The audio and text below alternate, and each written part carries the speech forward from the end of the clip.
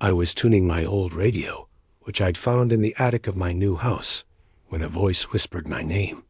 I froze. It said, "Don't turn around."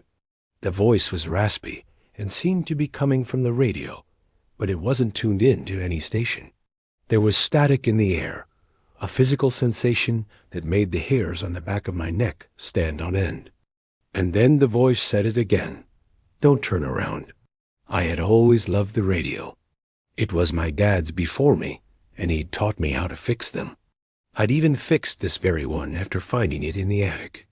It was an old transistor radio with a short antenna that could pick up a surprisingly good range of stations if you knew how to tweak the dials just right. But this time, there was nothing on the radio. I could hear the voice, but I couldn't see anyone.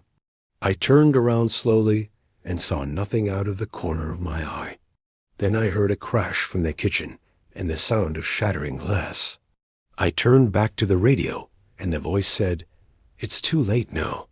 The static was getting louder. I couldn't hear my own thoughts.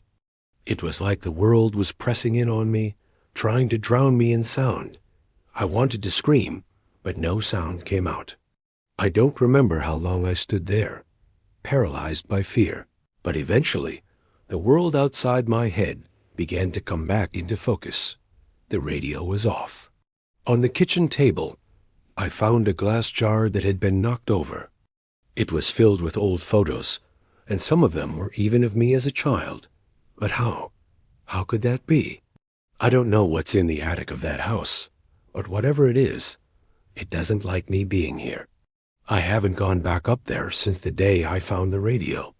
Some things are best left in the past, things that go bump in the night, things that whisper your name and tell you not to turn around. Thanks for watching. If you enjoyed this scary story, follow for more eerie tales. And if you're feeling extra brave, try listening to this with headphones on and the volume turned all the way up.